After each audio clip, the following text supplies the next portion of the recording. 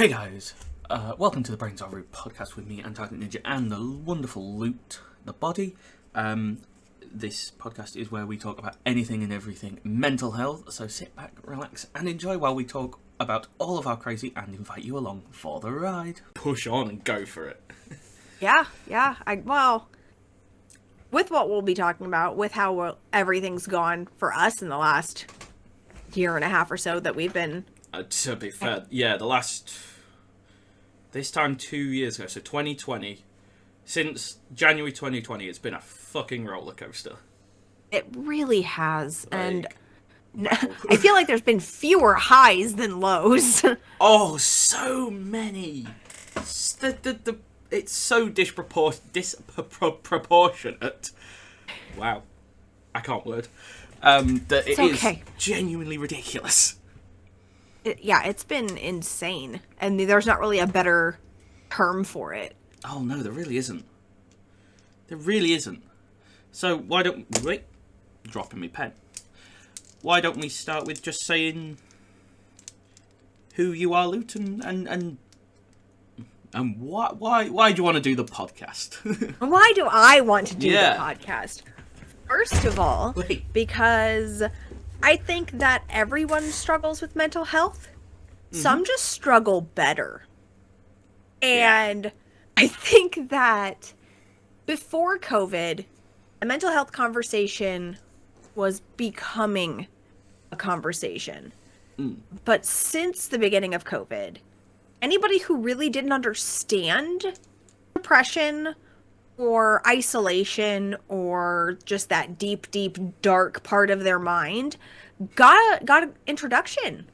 Brains are very rude, and I know that that's what, we say and kind of how we joke about it, but in actuality, our brains will take our biggest fears and turn them against us and tell us these fabrications as if they're truth. And so it's super important to me to have a space where people can hear about mental health and know that they're not by themselves anymore. And one of the biggest ironies with mental health is that you feel so alone, but there's so many people who understand that. And you don't realize that when you're in the deepest, darkest parts. So I'm a content creator. I am Loot, as he said. I'm a content creator who focuses on mental health because that is a conversation that needs to be had. And for those of you who are watching the video, you can see the face paint. If you're listening, I have blue, icy, Ice Queen style face paint on because today's conversation was winter. And not only the activities we like to do through the winter months, but the fact that there's seasonal depression and just a lack of sunlight and a lack of going outside can really impact how we think and our mental state. So, I want to do this so that we can talk about it. I want to keep the conversation going. Now, Ninja. Now, Antarticninja. Why don't you introduce yourself? Yes, I suppose. I'm Antarticninja. I am also a content creator who I don't focus on mental health, but I do have a very good portion of my content, especially in my streams, around mental health and facts about it, so that we can start that conversation. If you are unaware of the facts and figures and how big of an issue mental health is, it gives us a nice inway into a very, very, very tough conversation. I've always been into mental health. As Luke says, we all have mental health, just some do way better than others. Like, way better. And I've been around many different types of mental health, so I know what it's like to be in those dark times, to be in that horrendous place. And it is so strange that so many of us do struggle, yet we all feel so alone. Like, it is incredible that there is so many of us, and yet no one's really talking about it. And that is what I want to change.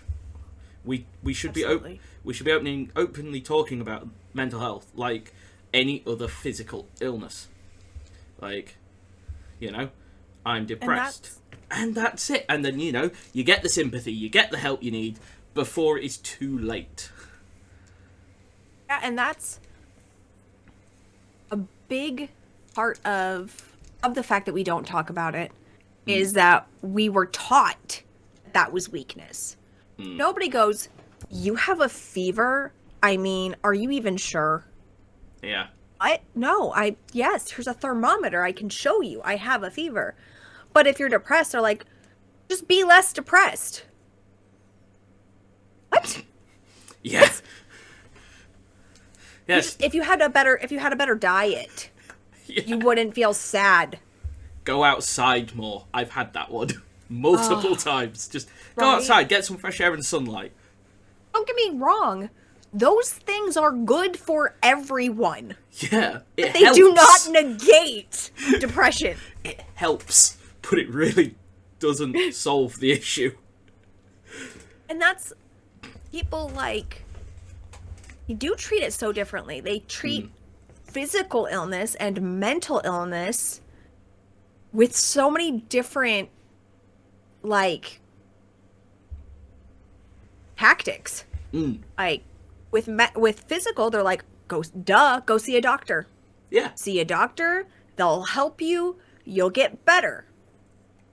And I think that's probably why. Because when we are physically hurt, we have a path to get better. When we're mentally hurt, that's not always the case. Oh, no. There's not always a big solution that changes whether or not you're sick. It's learning how to manage with what we are dealing with. That's the thing with, like, physical health. It is very much black and white. It's you're hurt or you're not. Right. Mental health is just full of grey. So it's only gray. It is just grey, and it is very, very tricky. And I think that's part of the reason why people, you know, were told not to talk about it. You know, just man up. I hate that phrase, yep. but it is. It is. You know, I feel like it's probably worse for men than it is for women. why, you know, another one is you shouldn't be sad. People have it worse. That thing You of should just people have it appreciate worse. what you have. Yeah. You should just appreciate. That should be enough. Like, and that is like some of the biggest annoyances. And because it is so grey, people, because it isn't so, you know, because it isn't black and white, there isn't a definite answer. People are scared to talk about it because they don't want to do extra harm, seem like a fool for even giving advice. And really, they just don't want to talk about it because they don't understand it. Not understanding is a huge issue. Very, very big. I've noticed. And then that's the catch-22. We don't understand it, so we don't talk about it. So we don't understand it, so we don't talk about it. Very much so. It definitely has seemed. I know, especially in England, because that is the biggest difference between us. Is I'm from the UK, you're from the US. So that is one thing I would like to get into at some point, is the differences in mental health between Yes, between I think the that's two. fascinating. Because even though we're quite similar countries, I'd love to see the possibly large difference. I'm definitely intrigued to see the difference in available resources between the UK and the US. Yeah, that will. Obviously, there is a very, very noticeable difference, and I can tell you that now is, the UK, we do have, admittedly, it's not great, but there are mental health services on the NHS, so we can get it for free. But it's not great, and the wait times are long. very long. Well, and that's something that I'd like for us to kind of look into at some point, is the different kind of talk therapy apps that are out there, kind of Oh, yeah. age kind of what that could look like. That would be pretty cool. Because And all of them Go ahead. do help with... Hey, no worries. All of them are trying their best to sort of educate as they go along. And that is the biggest thing with mental health, is the lack of knowledge, honestly, about what causes it. Best way to treat them, because there is always multiple different ways, which is fair. And people's understanding and knowledge of it in general. Because it's just way too... And because it's only really in the last... I'd say 20 odd years that people started talking about it. And then as something that is something that we are looking at in a capacity of, this helps define our actions and our interactions. When before, in past times, people were they were simple, because they would have fits. Not, oh, they were experiencing mania, or oh, they're having a hard time getting out of bed. That could be depression. It was laziness and fits and not being smart enough. And that's kind of how they explained away illnesses that they didn't really understand. Very much so, yeah. And I have noticed that the older generations are, which is fair dues because of the time they were brought up, and you know, when mental health started becoming a thing, they are the ones that understand it the least, which is unfortunate because they're the ones that suffer most.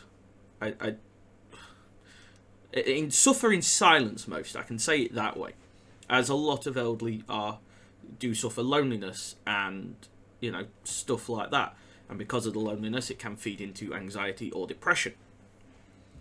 Absolutely. So and it is hard to educate, but I believe that it can be done if we start in schools. Basically, why are we not teaching it in schools at this point? Yeah, instead of just kind of a touch and go of like, well, this is health class, so we just gotta say that you have mental health. Yeah. And we're moving on, and that's. Like, I hope to see that changing more. Like, I would love to see, like, they don't have to go in depth, like, at all, but you know, signs and symptoms. How to at least help short term, you know, and best ways to help either yourself or someone else who is experiencing those issues. Well, and it's also like it's a dangerous, a dangerous set of information though, because kids are apt to jump on board with, oh, these things are a little bit recognizable. I can say so-and-so has this. Where, as adults, we can discern a little better, but we wait so long that we don't realize we're struggling. Yeah, that's the issue, is when do you start to teach it? I believe it should be mandatory. Not gonna lie. I think it should be in the last 2 years of high school. What ages would that be? Like 16, 17. 16, 17.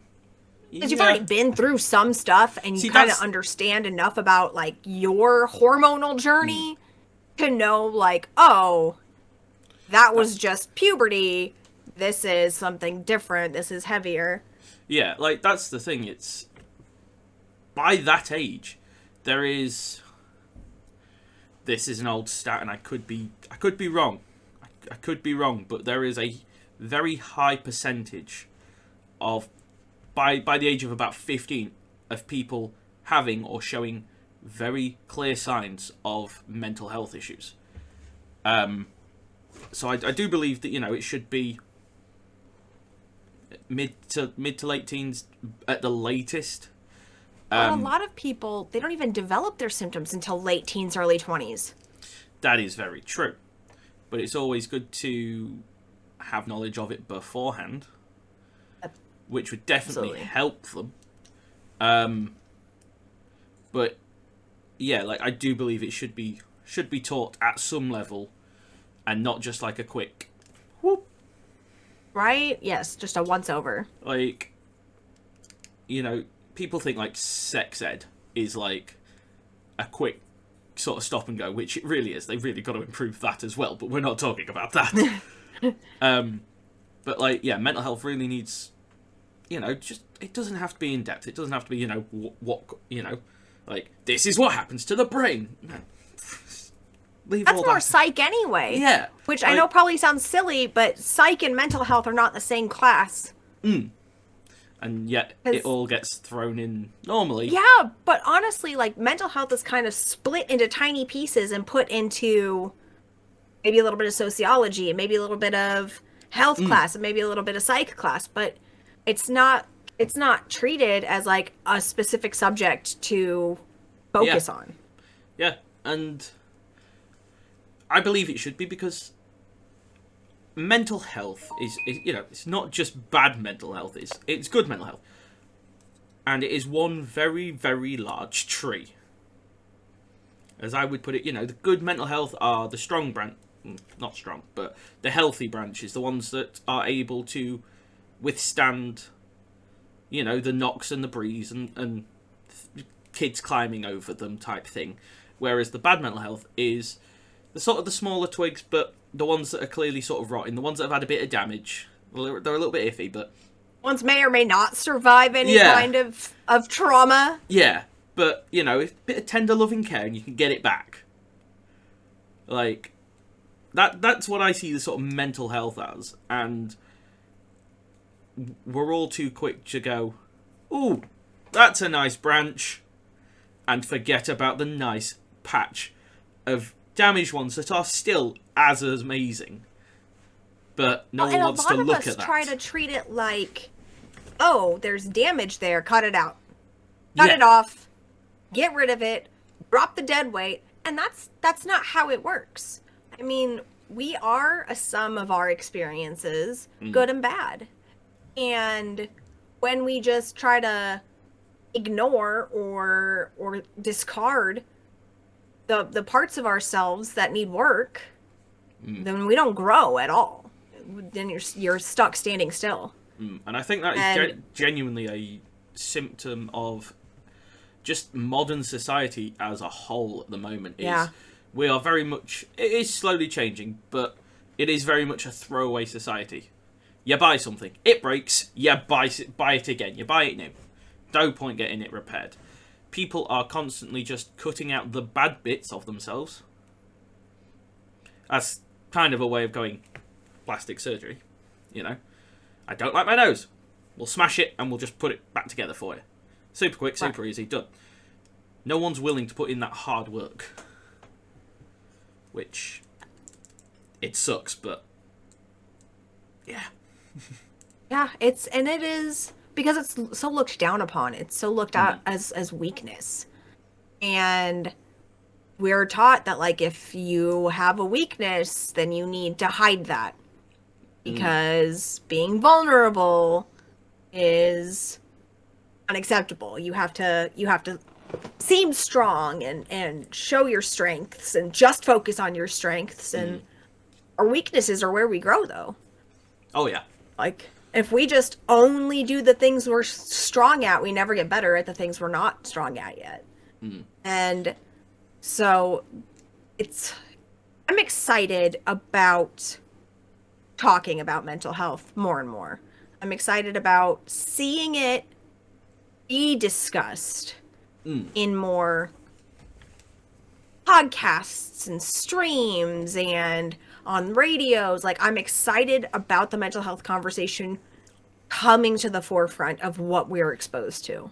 Yeah, and it's definitely pushed that conversation forward with COVID. There's no doubt about it, because big profile stars have come out and gone, having to deal with this sucks, and I am depressed and this and that. And yes, I've seen a lot of hate towards some very big stars for saying, they're struggling, they're really struggling with staying inside and not being able to do this or do that. And people have gone after them saying, yeah, but you're in a big house, you've got this, you've got that, you've got another. Yeah. Like, as if listing the things that they have suddenly negates whether or not they're allowed to feel. Yeah. And it's like, to be fair, I'd be in the same probably position as them. If I was big, rich, famous and all that, and massive house, yeah, I'd still be depressed. Like, there's no doubt about it. Like, I think the only way that I wouldn't... Actually, there is no way. Right, because people who typically are in that position where they have the money and the space and the clout, they're also very, very socially active. Mm. So now you're saying you have completely cut off one entire, not just a branch, but an entire section of the tree. And then they're like, well, you got a lot of other branches. You should be fine. Mm. It's very much, I think, why it has sort of, like, mental health has become such a big thing. Because, yeah, admittedly, like, through the lockdown, it didn't really change for me because all my friends are online. But people like hanging out, people like seeing people like going out to places. And that was all chopped back. Like, not just like a little trim. Nah, we'll get rid of half the tree and let it regrow. Like half the branches are just gone. Yeah, and it sucks. Yeah, it took a toll on so many people, introverts, extroverts. It doesn't really matter, like, where that person was coming from, because they were affected. And I think that as sucky as COVID has been, that side of it, people experiencing and understanding that mental health is such an important conversation. Very much so, yeah. Is the best thing that came out of COVID. Yeah, it's definitely pushed it to the forefront and made many, many, many more people aware of mental health and its effects. And it's making even governments look. Because last time I checked, less than half of the world's countries had any sort of mental health legislation, rulings, or anything like that. Less than half. And that was from, like, if I remember correctly, that was from around 2019. I've had people come in to some of my social media and say, like, I'm struggling with depression and I don't know how I'm going to get through the day. And, like, throughout the conversation, I find out that they live at home with their parents and their parents tell them that they're just being too sensitive. And they don't accept or investigate mental health because they just don't believe that that's a thing. Yeah. And she was from a different part of the world, and she's not the only person that's happened to for me. Like, a lot of people talk about how that's just too taboo. It's too much of a struggle to try to talk about. Yeah. That's why you and I are so open in our streams about what we've been through. Because if you haven't heard this, sorry. If you haven't heard this, you don't have to be ashamed of having a mental health journey. We all have a mental health journey. Some people's journey is very straightforward, and others have a lot more twists and turns, but none of it is something that you should feel ashamed of. I sat back and just listened to that, because that is, like, hopefully that does stick with some people. Like, again, yeah, mental health. Sometimes it's straightforward. Sometimes it's nice and easy. Sometimes it's not. And it definitely sucks when it's not. I can personally say that. Because I'm still going through... My mental health journey will never stop. It's from when I'm born to when I die. That is my whole mental health journey. I've had a lot of ups and downs. I'm very open about my mental health on all my socials, to be brutally honest. I don't hide that. Because I feel like if I did, I would be creating more harm than good. I'd be going against what I really want to happen, and that is talking about mental health. And I will never stop talking about it. Like, I'm not a professional. I am just a guy with experiences. And that's all I can really share. You know, we're not Absolutely. professionals, but no, we are happy to share. Working on our crazy and inviting you along for the ride. Definitely so. Like especially in the last 2 years. 2 years for me. Absolutely. It's been up and down, but I've really worked on it, and it's still a long way to go, but we're getting there. Slowly but surely. Right? And it's a process. And both of us talk very openly about it. I have bipolar disorder, officially diagnosed, and I'm an overachiever, so I have an extra dollop of anxiety and depression. Yay! Yeah! And so that means that some days I just can't function. I medicate. I have to stay on my meds every day, every dose, and if I don't, you can tell. And sometimes that really gets to me. It really upsets me that I can't just brain like a normal human. Oh, yeah. But at the same time, I was very fortunate because my meds were right the first time. Which is not often with bipolar disorder because there's so many factors into how much manic energy you're struggling with, how much depression you're struggling with. But I truly started my mental health journey when I was suicidal and I went to the ER. That was really when I was like, something's wrong. I don't know that I am going to survive it if I don't get help. And I went to the ER. And the reason talking about mental health is so important to me is because the first thing that happened when I got there was that they put a nurse with me until they knew I was safe. Nobody said, "Are you sure?" Nobody said, "Don't you think you're being dramatic?" They just believed me right away. And I spent 2 weeks surrounded by people who understood what it was like to get up in the morning and feel like you've already failed your entire day. And I'd never had that before. I'd never had people that really understood it. And so it's on my heart to talk about it because I want other people to know that there are those of us out there who understand. We get it. Yeah. And as hard as it is, you are not in it alone. I always say that I can't take anybody else's steps in their mental health journey, but they don't have to walk it by themselves.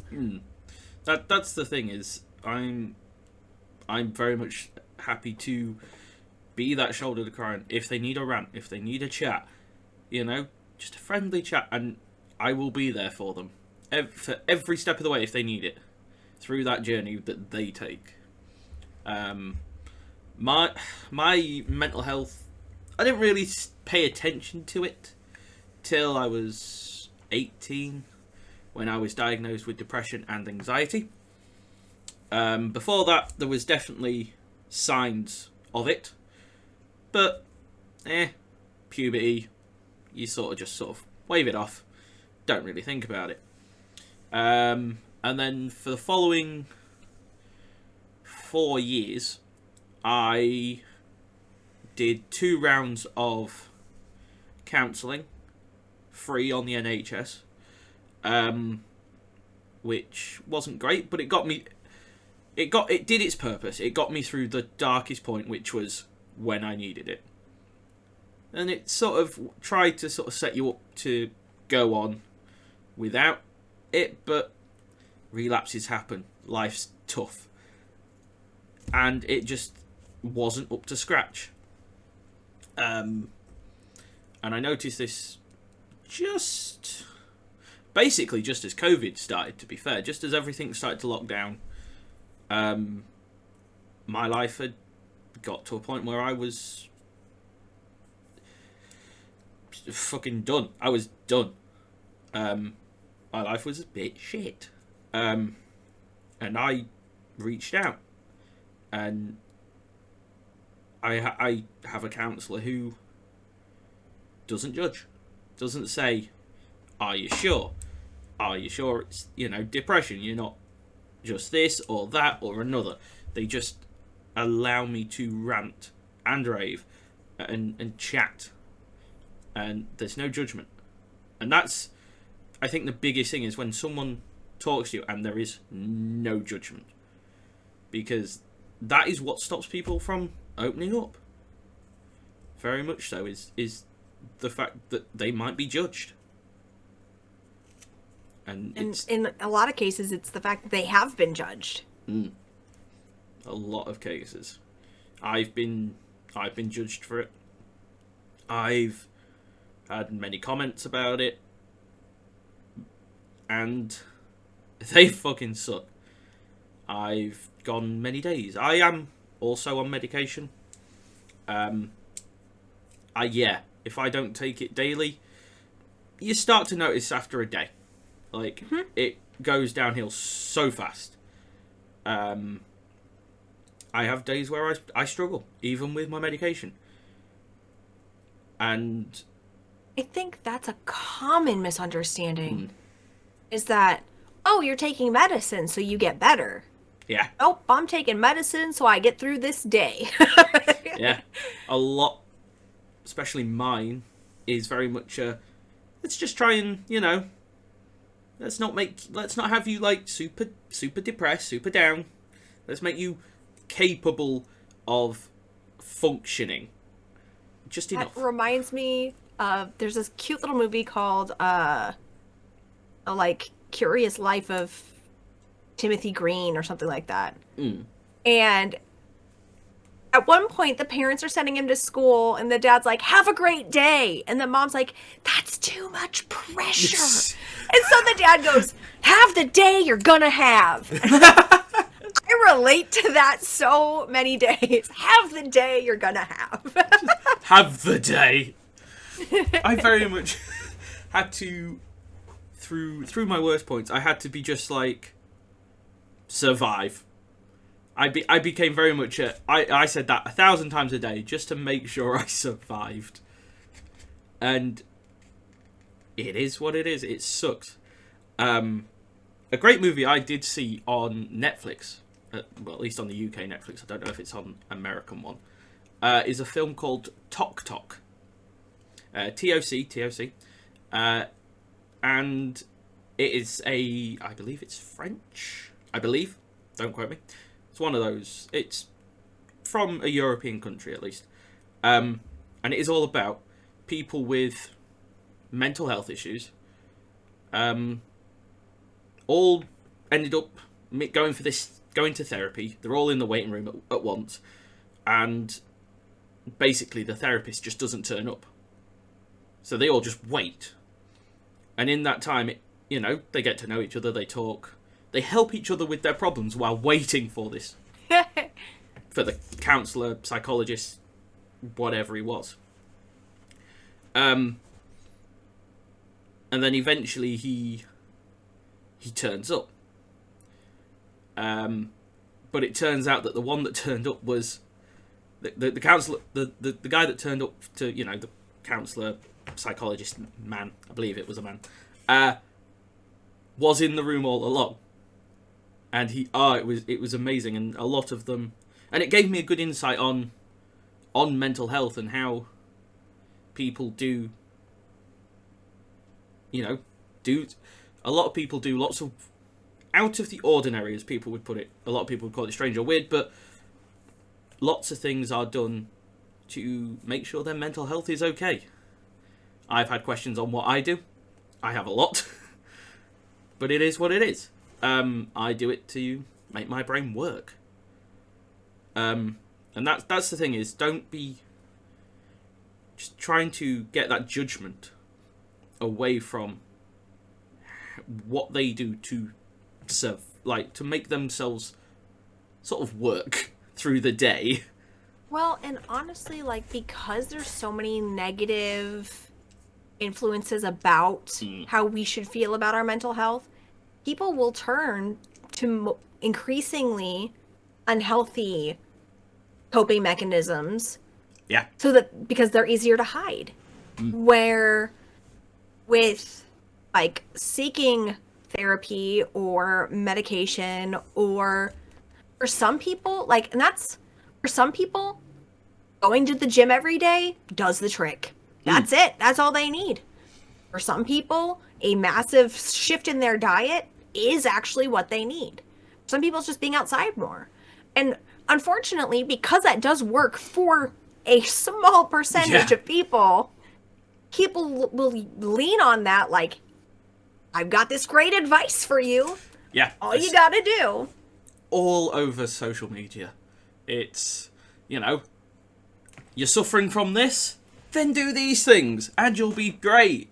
It's like, I always look at them, and like, yeah, I did that.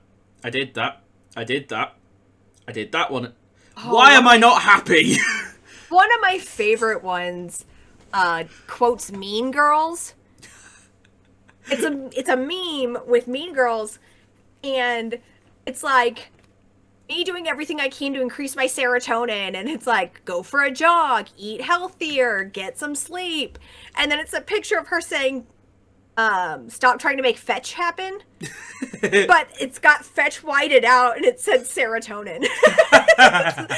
Stop trying to make serotonin happen. And it's so true. Like, you can't just like snap, now my brain's doing the things. Like, you can try and do those things that that normally give you serotonin, but if it's just not happening, it's not happening. There are days where one day it'll work, one day it won't. Like, I have severe depression, so you would figure that I need a lot of serotonin. But because my manic energy is so intense, I actually have to take things that block serotonin just to get through the day. I take enough meds to block serotonin that a person whose brain functions in the typical fashion, did air quotes for those of you who can't see, around typical. Average. Yeah. There's no such thing as normal. There's average and typical. They would be drooling in the corner because I have so much manic energy that needs to be prevented, or really not. It's not prevented. It's just like, take the edge off the crazy. Right. It is. It's taking the edge off, and because of it, I have to trade out about 40 minutes in my day. My ability to get from morning to night, the trade-off is I have to sleep for about 40 minutes midday. Damn. Because of these Seroquel, or these, it's called Seroquel. I don't care talking about it. But it's this serotonin stopping med, which I get hella tired if I don't take a nap, like in the mid-afternoon, like right after this I'm taking a nap. Then I can't make it till the end of the day. I'm a complete zombie. Yeah. And you would think that because I struggle with depression, it would be like a whole bunch of serotonin. And for somebody, that might be the case. But we are all on such a different path. And I think that because nobody's path is the same, it's hard to be like, okay, well, if you broke your leg, you got 8 weeks in this, and then when you're done with that, you should be fine. Yeah. Where it's, if you're depressed, hold please, and you gotta figure out all the details. Yeah. Very, very, very much so. Like, with a broken leg or something like that, we'll put you in a cast, and then a little bit of physio after that, you'll be grand, you'll be fine, you'll be on your way. Mental health? Just, hold on a moment, let's... Right. So what have you got? What's going to solve this? We have no... And it is a lot of piecing together a very large puzzle. Yeah, and for some people, that puzzle gets jacked. Oh yeah, and sometimes people, you know, they get lucky and the sort of pieces fall into place quite quickly. But more often than not, people are misdiagnosed, completely not diagnosed, and just sort of pushed aside. And it takes a very, very, very long time for people to get on the right meds. Even, you know, yes, it worked for one person, but it won't work for another. And it's very hard to figure it out. And it's such a long journey that some people don't... It goes back to that sort of, you know, throwaway society thing is, I want to be fixed now. Give me the meds that will work now. And even... It just doesn't work. Especially when you're doing mental health meds, because it takes like 6 weeks for your brain to start to accept it. Oh yeah, and when you have like a broken leg or a broken arm, yes, you're restricted on some things that you can do, but basically you can live your life, and those factors don't impact your healing. Where with mental health, yes, you can get meds, and yes, they could be helping, and yes, you can still live in a toxic environment. Yeah, like... And it's... A lot of the times we're treated like if we're struggling, then we're not smart enough to not struggle. Which has nothing to do with it. Yeah. I think the main one that sort of proves that, you know, you can have the meds, you can have the counselling, all you need, but if it's the same environment, you know, it's going to have an impact on your healing. And that would be stress. A very, very large, very common mental health issue is stress. And, you know, you can get all the meds you need to make sure you don't feel that stress, you know, that you're a bit calmer and the such. You can have the counselling to rant and rave about it. But whatever is causing you stress, if that is still in your life, it's really going to hinder it, because you're not going to be able to get rid of it. Then you're stuck in that cycle. And that is the hardest thing to break, is that cycle. And then it stops becoming a journey forward and starts becoming a journey round. Oh, yeah. Just, yay, I'm doing great. Oh, wait, no, I'm not. Oh, this is the thing. This is really bad. Oh, we're back up again. We're doing great. I have done that circle. I did that circle for many years.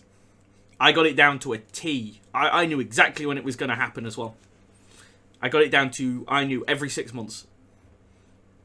And that's a lot of miscommunication that happens, is that, yes, there are relapses. And you said it earlier. Relapses happen. Relapses don't just refer to people with addictions. Oh, no. But if someone has, like... If someone beats cancer and then relapses, nobody's like, what did you do wrong? But if you're struggling with mental health and you're doing great, and then you go through a bit of depression for a while, and you're in the dark of it, they're like, why can't you just appreciate what you have? Yeah. Like, why is it not good enough? Yeah. Why? What happened? Why are you sad now? It's like... Right, and they expect you to have a snap answer. Like, well, my mother was mean to me on Tuesday, and that was just the last straw.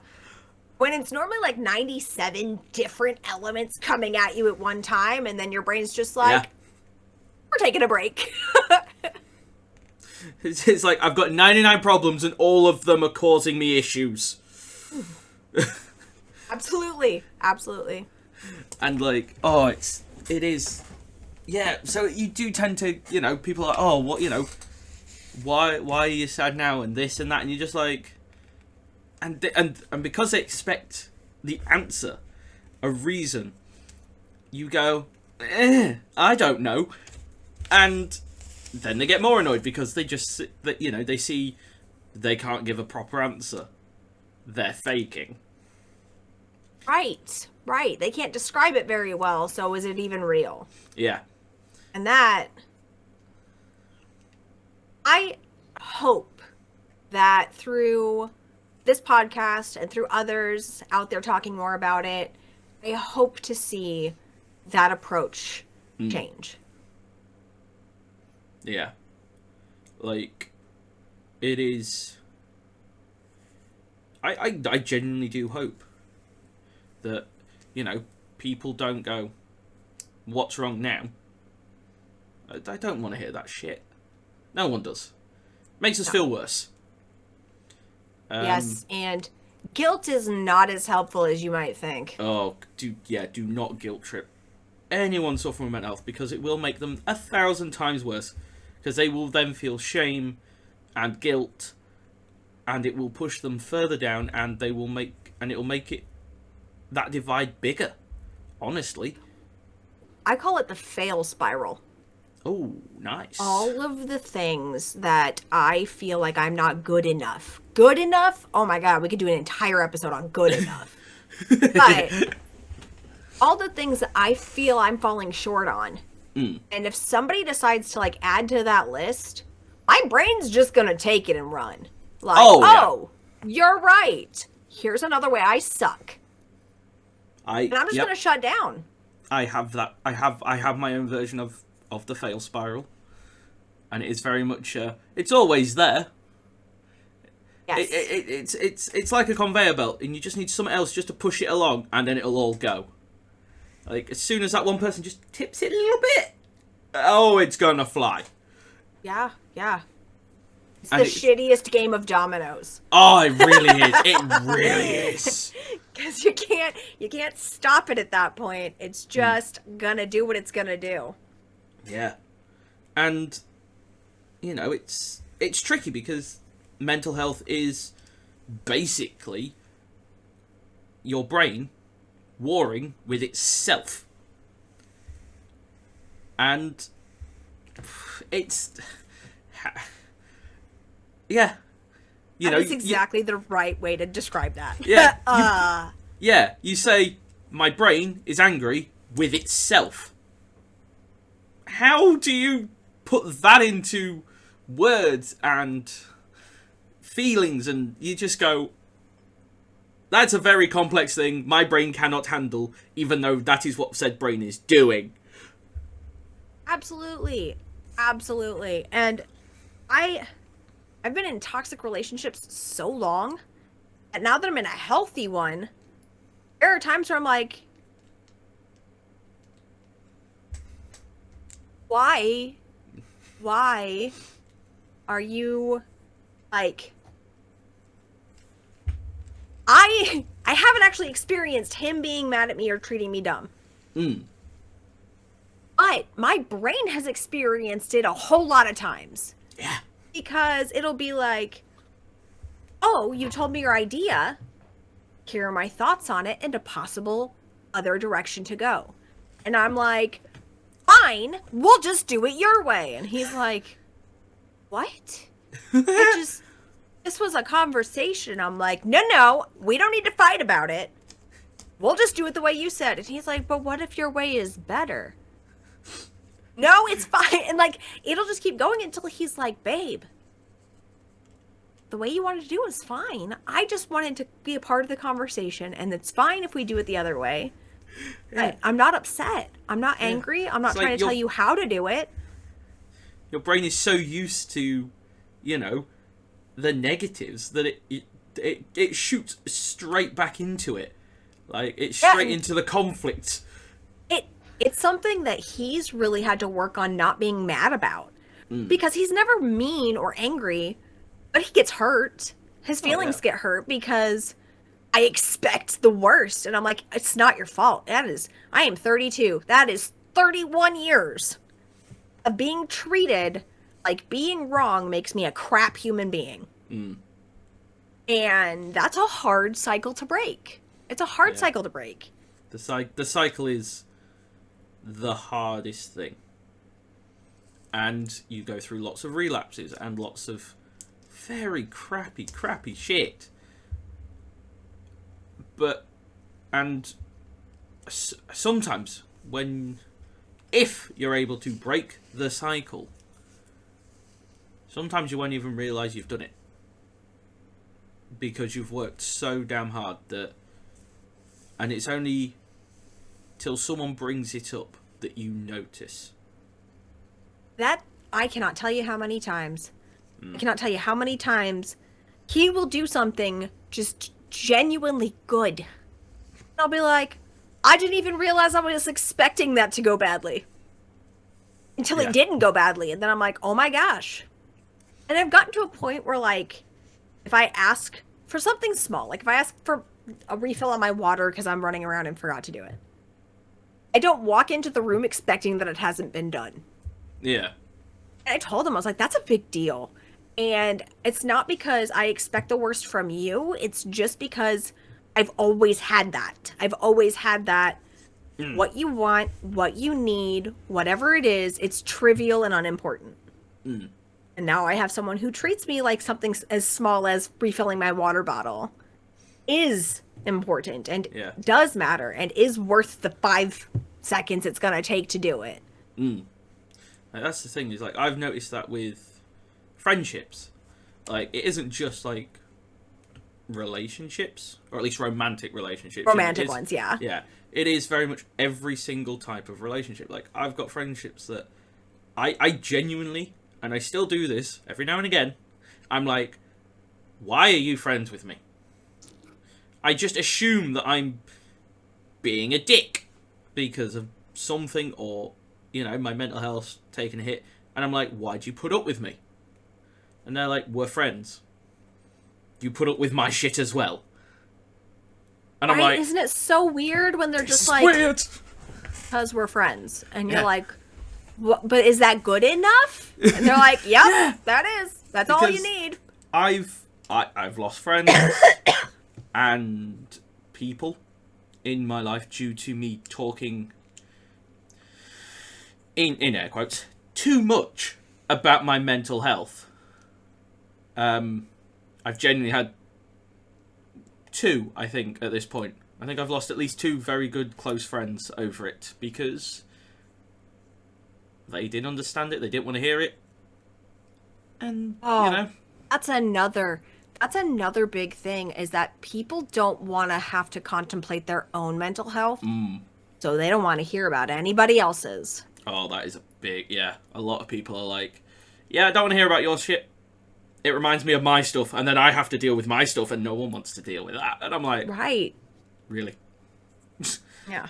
Yeah, like, I've got to a point where I can laugh and joke about my mental health. I do make jokes about it. But that's because I've experienced it. It's my life. You know, if you've experienced it, you can normally find the funny side in it.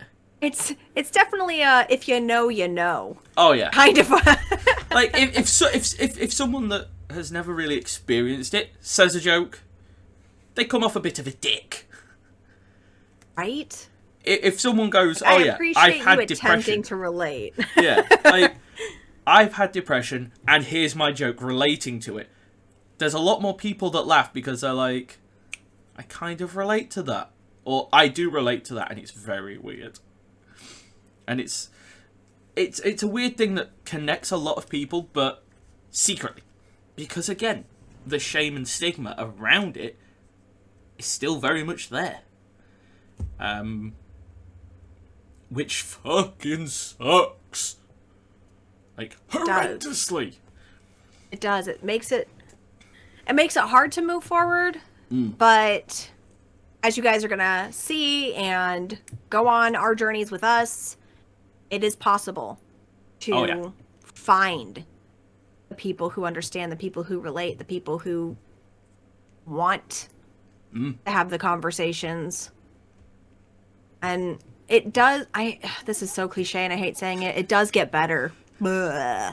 It doesn't get fixed, though. It gets better. Yeah. It doesn't get fixed, and it's not supposed to.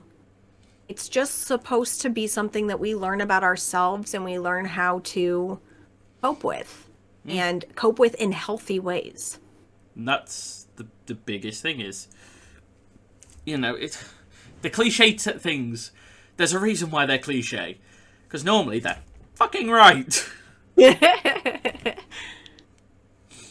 You know, and when you're awake at 1 in the morning, 2 in the morning, 3 in the morning, can't sleep, your eyes are, you know, you're crying your eyes out, or your mind's racing with bad thoughts. You know, and you see sort of no light at the end of the tunnel. But it does get better. You know, if you... Again, the emphasis is a little bit on yourselves, because obviously you've got to put in... You know, you've got to do that first step. You've got to take those steps. But there are people there to help take those steps. Even small, little things can... You know, just saying, you know, how are you? How are you really? Like, you know, after you've lied about 3 times, you say, no, yeah, I'm okay. I'm fine. I'm really alright. Yeah, how are you really, though?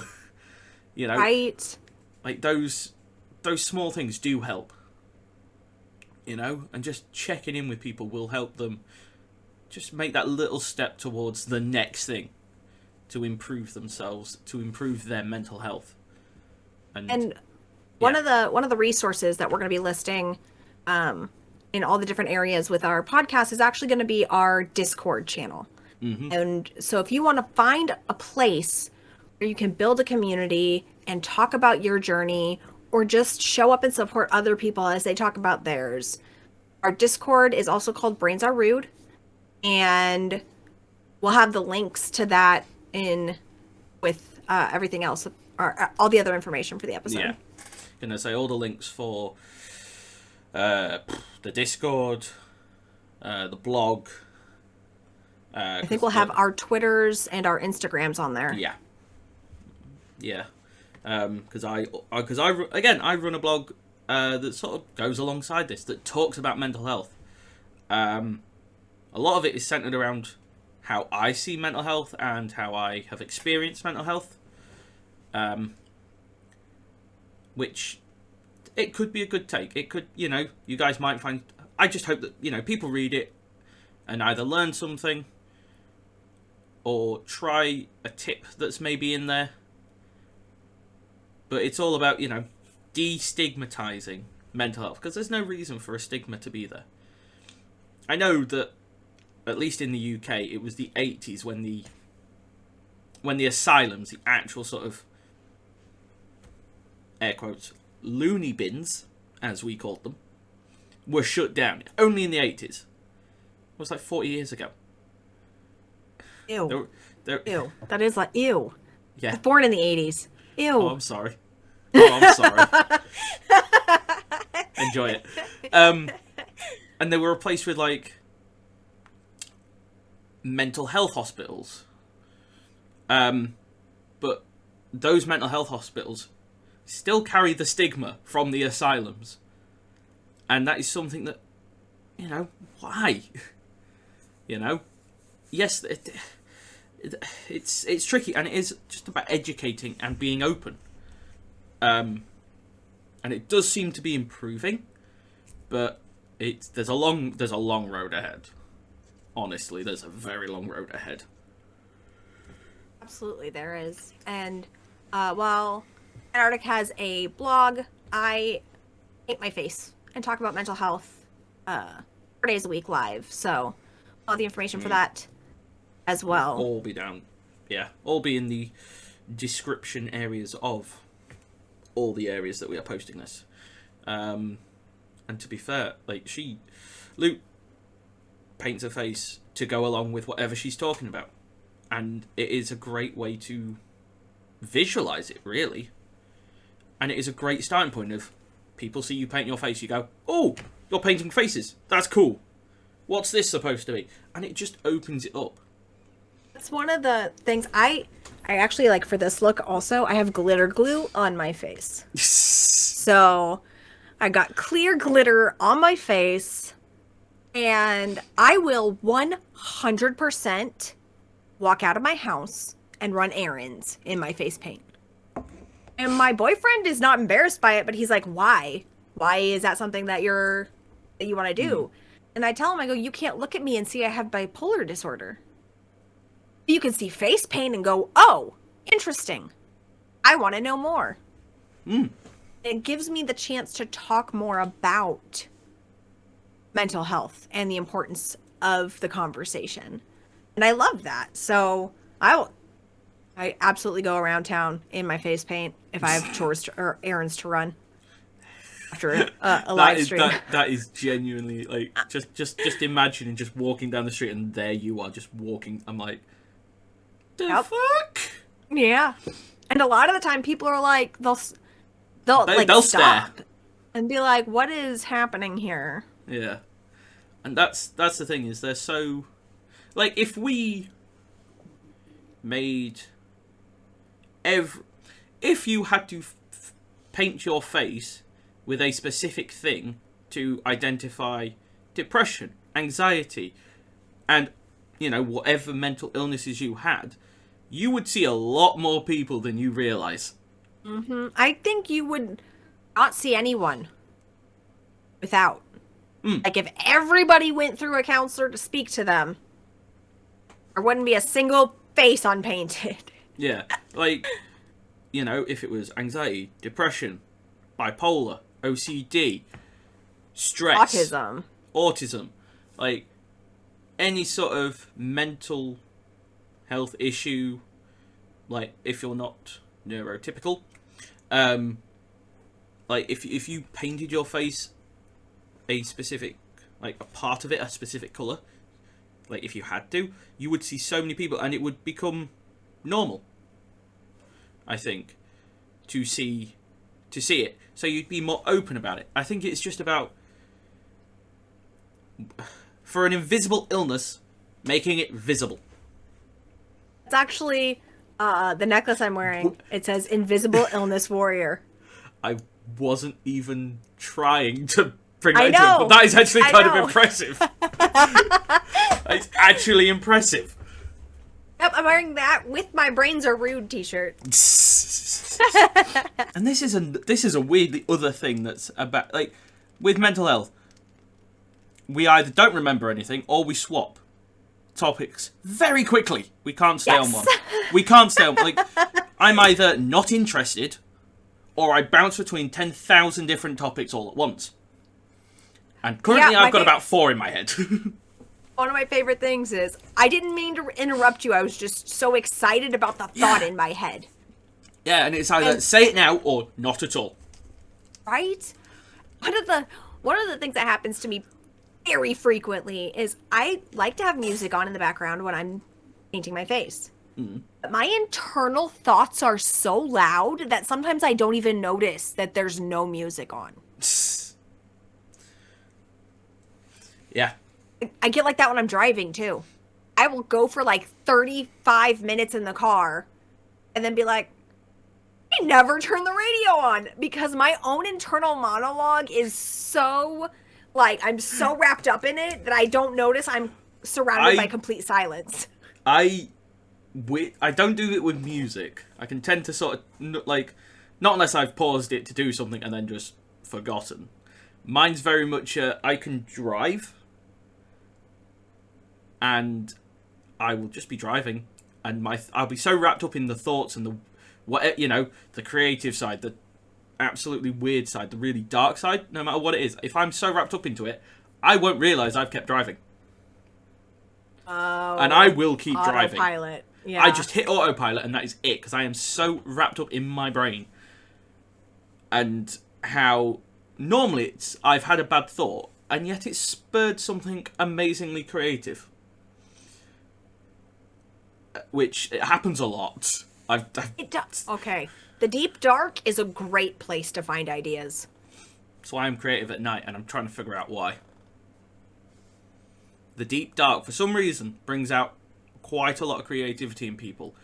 You'll find most of the creative people that are idolized have a very, very vast deep dark.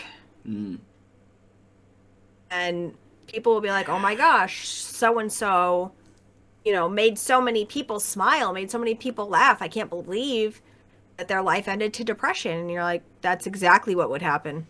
Robin Williams, Like, for Chris those Cornell, of us who know it. Chester Bennington, Kurt Cobain. That's 4 straight off the bat. Amy Winehouse, British artist, but okay. I don't know if you said Robin Williams, but Yeah. that was... Robin okay. Williams was I figured it was, like the but first. Yeah. Like, very big, successful people, made lots of people happy, but had their own issues. Mental health does not discriminate. It really does doesn't. not matter who you are, what you do for a living, how much money you have, where you're from. It will go for you. If it wants to, it will get you. And you won't realise it until you're in the darkest points. It's a slow creeping one. And that's a fucking bad thing. It's the annoying thing about mental health. Is it creeps up really slowly. And there are so many types that are hereditary. And in my experience, the people who suffer from hereditary illnesses are like the last ones to get help because no one in their family wants to admit that they also struggle. Yeah. And so it becomes very isolating. And because the rest of their family struggled in silence, they struggle in silence, and no one really talks about it. They all do their weird, air quotes, weird ways of coping. They use their coping mechanisms, but they don't get help. Like, coping mechanisms are good, can be good, but sometimes they are bad. I've had bad ones, I've had good ones. Which would be a great thing, actually, at some point to get to talking about, and just like coping mechanisms in general, because they are very fascinating things. But yeah, just it tends to be the ones that have been around it longest, like knowingly or unknowingly, are the ones that are last to get help. And it is Especially when it's dismissed as like in their head. Very much so. Like, if you're in a family where, you know, a couple of people have all suffered, you just go, oh, just like the family, this is how we cope. And they just, you know, straight off the bat, they're dismissing it. And that's not from other people, that's from themselves. And that's Right. a hard thing to admit, really. And that is a big thing with mental health, is admitting to yourself that I'm not feeling okay. You know? And it takes a lot to admit that. Even just to yourself. Even 1,000 times more when you have to admit it to a doctor or someone else. But being able to admit it to yourself is the first and biggest step. Oh, yeah. Towards,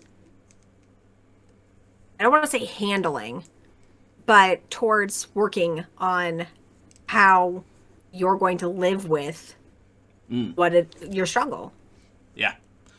I weirdly,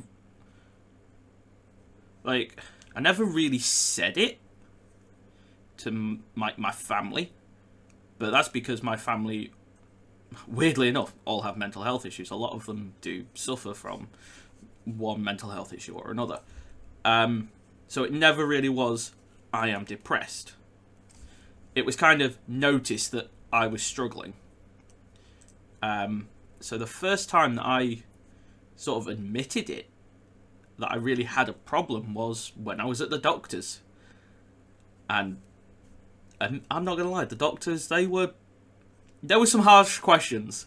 And he genuinely asked, he was like, gee, I want your mother to be in the room for these ones, because they're a little bit, you know, dark. I went, yeah, it's fine. I'm sure it's fine. I'm glad she was there, but they were dark questions. Which I will not repeat, just in case there are, just in case anyone listening does get triggered.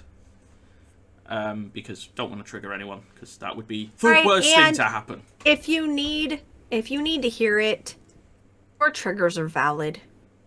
And anybody who dismisses them, that is not a you problem. Your triggers are valid. Very much so. I've had many of my triggers completely dismissed. Many of my coping mechanisms have brought ridicule upon me and jokes about me. But it's the way I've coped. Admittedly, sometimes it sucks, but it is what it is. But, you know, they're coping mechanisms, if I could actually speak. And I do, you know, coping mechanisms, they change over time. You don't always, you know, it's not just that one and it'll always stick. Sometimes they change around, sometimes they don't. It's all about what helps you get through safely. That is the biggest thing. Safely through the dark patches. Even if it is just something really small. Like, anxiety disorders are horrendous for it. Like OCD and stuff like that. They have a lot of, you know... OCD is one that really does get, like, really... like, the stigma around it. Because a lot of people feel like they can make jokes about it. You know? Oh, right. You're just a neat freak. Or you like it this way. Or you like it that way. Just because it's not done your way doesn't mean it's wrong. Yeah. And I can say from personal experience, those fucking jokes are fucking terrible. Those comments. It's the t-shirts, you know, the obsessive, compulsive, you know, whatever. You know, whatever the D they decide to stand for that day. I have OCD, I'm obsessed with shopping or some bull... Fuck off with all of that. You know? No one wants the obsessions. No one wants to have to... No one wants the obsessions, no one wants the thoughts that happen or whatever it is. No one wants to have to do the compulsion that, you know, to make that thought disappear or make it feel better. No. And it fucking sucks. It does mess with your head. It messes with your life. It does stop you from doing things. It is debilitating. And it really is a complete fucker. Like, no, it can creep into so many different aspects of life in so many different ways that it'll interfere with everyday activities. I've seen issues with the cleanliness of space. I've seen issues with like deep cleaning so that there's not a crumb in the area. I've seen light switch issues like a certain number of times, or knocking on doors a certain number of times, or just having things very, very particular. And it's not for attention. It's not for like anyone else. And that's the, like, it's only for the person that is struggling. It's only about their thought processes and what is going to get them from point A to point B. Yeah. And there are lots of different types of OCD. You know, again, cleanliness, organization, all the way through to, you know, bad thoughts, you know, proper intrusive thoughts that cause something, to germs. A lot of people with OCD are just called germaphobes. When it's an OCD, when it is OCD. And that is, you know, it's the stigma around it, you know. People make jokes, and why?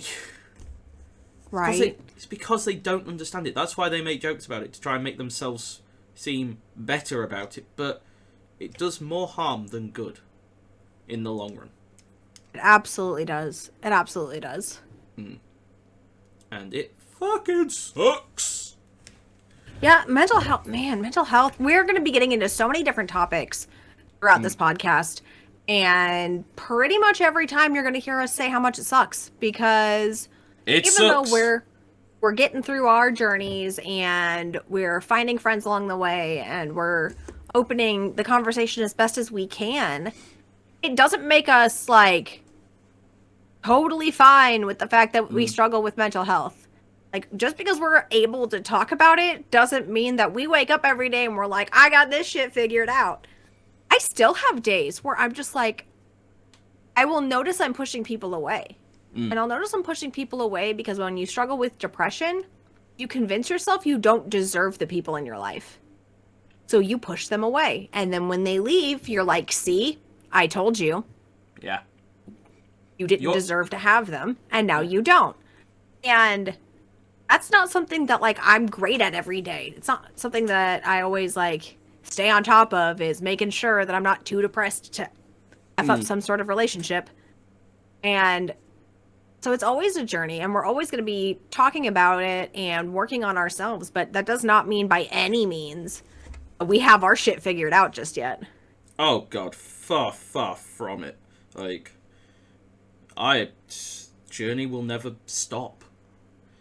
I go through, I even like days, weeks, even multiple times a day, I will go through phases where it kicks in.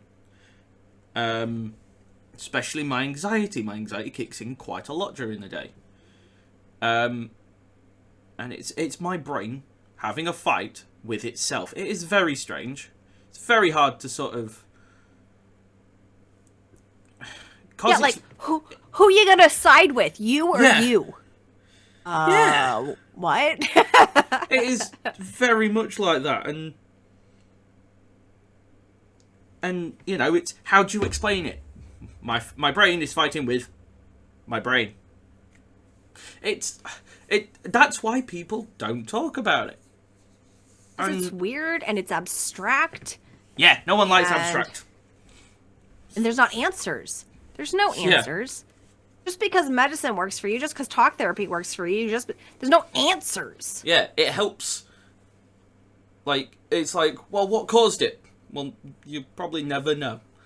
You could probably have a few ideas, but nothing's ever going to be certain.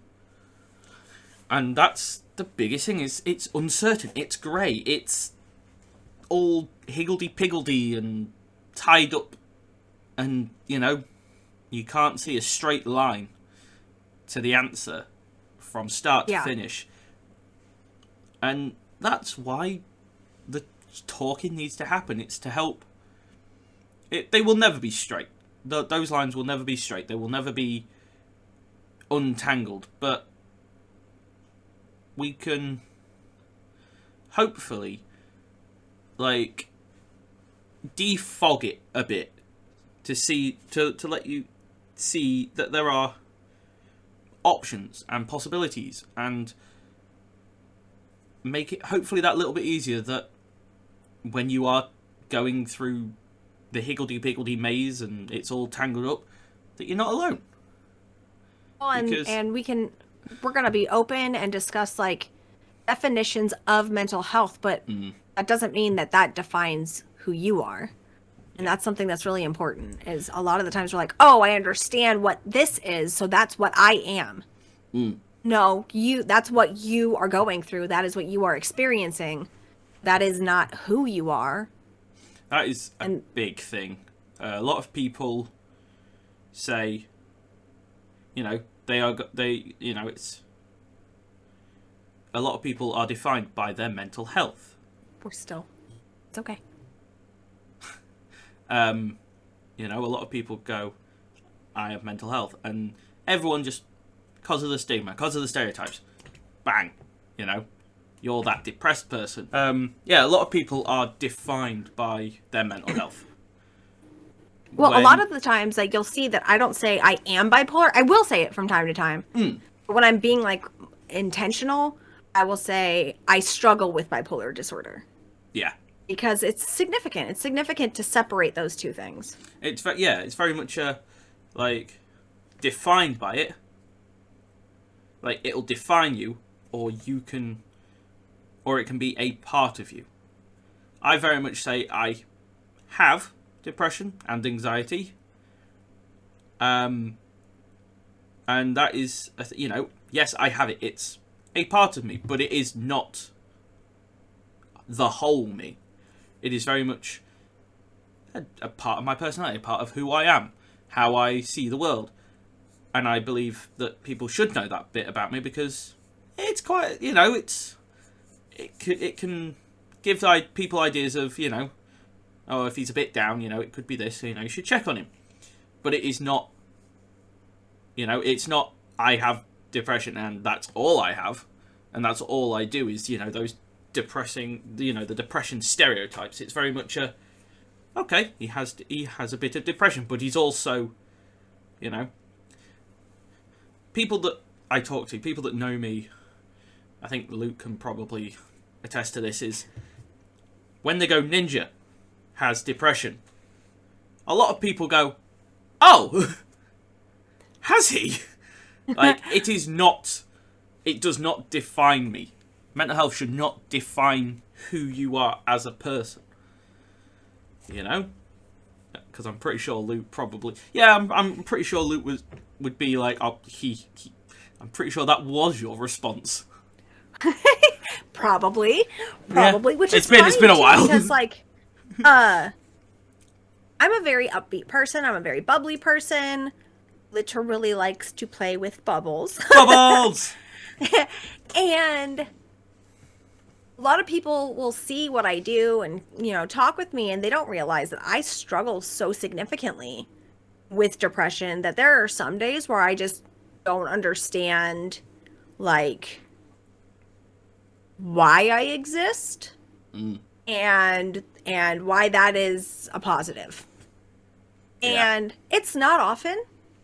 It's gotten a lot better since I got help. It was very significant for a long time, daily. And if that's the case, please go to the ER. If you struggle with whether or not you should be living, or if you have something called suicidal ideation, which is just the thought that you don't want to wake up again, or the thought that you wouldn't be that upset if you got into a car accident and died. The thought that no one will miss you. It would if be you're better. Gone. It would be better if you were gone. No one will notice. All of those. It'd be better if I'm gone, even if it's not dying, if it's just disappearing. Mm-hmm. A lot of the things for me, I didn't want to feel guilty about it. I didn't want to be the one that did it. I just didn't want to exist. And that is the time that you go to the ER. I don't know how it is in the UK. I know that suicidal ideation is an emergency. Thinking of ending your life is an emergency, and you should seek help. Yeah. Because it's very much seeking help saved my life. I'll be honest, yes, same here. I didn't go to the hospital. I didn't get to that point. I've nearly run crisis teams and such like, because I have been quite low. I completely forgot where I was going with this. Point proven. I have about 10 different topics. Seeking help. Something about seeking help. Yeah, I got nothing. It's gone. It's fine. That's fine. It just proves that, mental health will, it does. My attention span's all over the place because normally I've got something in the back of my head going, don't say this or don't do that. My anxiety and my depression are always there. They're so loud sometimes. They can be loud. They're just so loud. Yeah. It's not it is it's not possible to switch them off permanently. But you can you find the right coping mechanisms and whatever works for you. And you can learn how to think through those. You can put them on mute for a little while. You can, mute it. If you really find the right stuff, you can mute it for a while. Maybe it's a few minutes a day. Maybe it's a couple of hours. But and it will come back.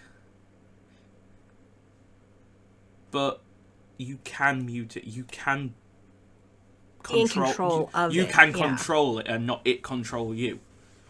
Absolutely. And that's the main thing. For those of you who haven't at this point realized, this is something extremely important to Ninja and myself. And we could talk about this all day long. We have talked about it. We really could, yeah. Yeah. Like we talk about this constantly, like so many, because there's so many things to unpack to try and help people understand it, and that's why we're doing this. Because we care. And that's honestly, if nothing else, we hope you got a really good understanding of the fact that we're gonna talk about like everything. Oh yeah, it's gonna be nonstop. Yeah. Yeah. And we want to know what things you guys want to hear about. We want to know what are the important topics for us to cover. I mean, there's so many topics that your feedback would be amazing. And like I said earlier, we have a Brains Are Rude Discord. So if you want to jump in there, it's going to be a great source for resources and important mental health facts. And just if you want to catch Ninja and myself in a more social setting, that is our Discord. And, you know, the resources won't be specific to one country. I'm from the UK, Luke's from the US, so there'll be at least those two. And I'm also hoping and wanting resources for many different areas, because absolutely it will help destigmatize it slowly around the world, and that's what we want. Absolutely. Like, just a bit more knowledge about it, a bit more acceptance, a bit less fear. Yes, I think it all comes down to that. All right, well, you guys, thank you so much for listening to our very first podcast episode of Brains Are Rude. For those of you who are watching versus listening, you'll get to see my face paint when you check this out, because that is what I do. I am live Monday through Thursday, 11 a.m. Central on BeGo Live, and that is where you can see me painting my face, discussing mental health, and just overall having a good time. And then you can find Ninja.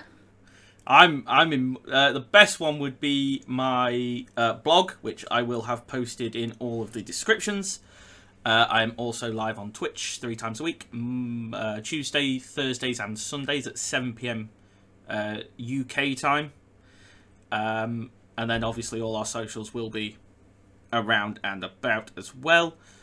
So yeah, hope you all have enjoyed it, guys, because this has been a blast. Yeah, we are having a great time.